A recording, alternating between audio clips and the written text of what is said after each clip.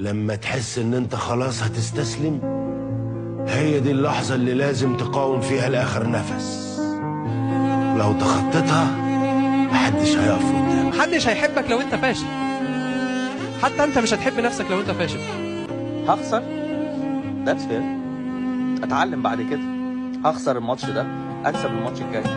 هخسر الماتش الجاي، ايه المشكله؟ هتعلم برضو في الماتش الجاي واكسب الماتش اللي بعده. هخسر الماتش اللي بعده، ايه المشكله؟ ما هو انا قصدي ما عنديش حل تاني، انا جاي اعيش. فالحقيقه مع اي جايزه بناخدها، اولا بحس انها رساله من ربنا، انه زي ما يكون بيطبطب عليا كده، يعني بيقول لي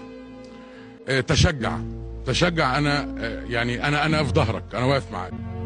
انت ليه مستني حد يدعمك؟